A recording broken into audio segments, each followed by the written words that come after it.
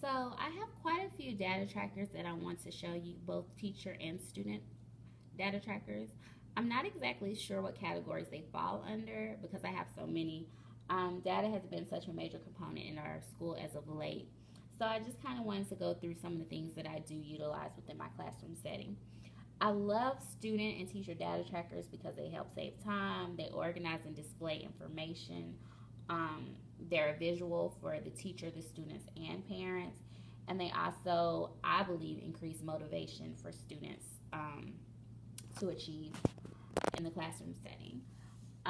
So I want to show you my student data notebook that I use, my teacher data notebook, a site word spreadsheet that I use, Dibble's Progress Monitoring spreadsheet, an electronic data analysis, and also my data board. And I know that's a lot, but I'll try to go through it as fast as I can. So let me start with my student data notebook. Each of my students have one. And so this is a table of contents. I usually keep their assessments, a site word caterpillar, a student site word tracker, which is what I will be going over, and you can see the rest, benchmarks, math tests, writing prompts, and things of that nature. So with my site word tracker, this is student friendly, and this is what the students use. Basically, once they know a certain number of site words, they color in their caterpillar. And I typically keep a larger caterpillar on the outside of the classroom, so once the student achieves a certain color, they can put a sticker or their face in one of the circles to show that they know a certain amount of words. Um, and to go along with that, to know which words they know and how many they know, I have this, and they just go through and they read off the word. If they know it, they color it in. So the students are able to tell you how many words they know, and they're able to color it in and have a visual tool to show for it. In addition to that, I have this Dibble's Progress Monitoring spreadsheet that I use, and it's also student friendly. We both actually utilize it. Um, what the students do, they color in how many words that they have gotten correct, and then I go ahead and write it in as well. So as you can see, it's monthly, and there you go. For my teacher data notebook, I'm not going to show you everything that I have in it, but I'm just going to show you the table of contents. And I think this is a great tool for teachers to have, and to have everything in one central location. So I have my TEKS, my RTI interventions, DIBELS and DRA scores, STAR scores, pre and post test data, and data talks. And usually the evidence of data talks is our collaborative planning. So in the notebook, I keep a formative assessment score spreadsheet for my students.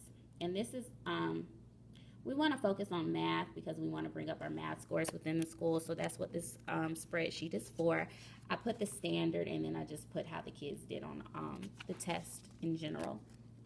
And then another thing that I wanted to show you that I keep in my notebook is this form. It's my electronic data analysis spreadsheet, and it keeps up with unit assessments, STAR, math, DIBELS.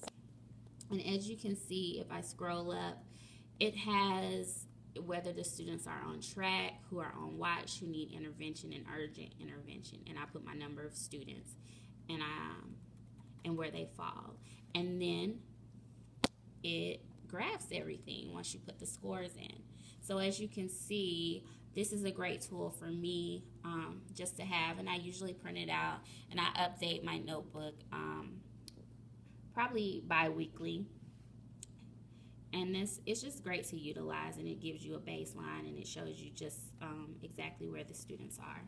And the next thing that I wanted to show you was my data board. So my data board is both teacher and student friendly. So basically what the students do are, well, we post their pre-math assessment and their post-math assessment scores, as well as their pre-science and post-science math scores. And the students have to come in and they have to color it in. And it's based off of this key right here. So students who make a 90 to 100, they exceed the standard. 89 to 70, they meet the standard. And 69 and below, they did not meet the standard. So this actually is a motivation for the students. They can see where they are. And of course, I have it numbered. I don't have it by their name. But the students know their numbers, and they can see where they are.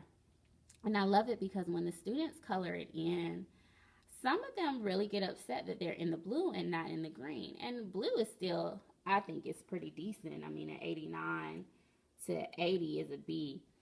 But because they're comparing themselves to some of the other students, it pushes them and motivates them to do better. And so actually, I love this to be displayed on my board because when administration comes in, they don't have to look for my data notebooks. They can just look at my data board and actually see my SMART goals as well. They can see how they did on their pre and post assessments. And also I have a Twitter response board. And how the Twitter response board is kind of like a ticket out the door in a way, but you give them a question and they answer it and they post it to their number, and you can see whether a student is meeting the standard or possibly not, and how you can go back over a specific topic that you're covering. So I know I went over a lot of points. I hope you enjoyed my data trackers. Maybe you can utilize it, or maybe you can give me some constructive criticism on how I could possibly use them better, or some other tools that I can use in my classroom. Thank you.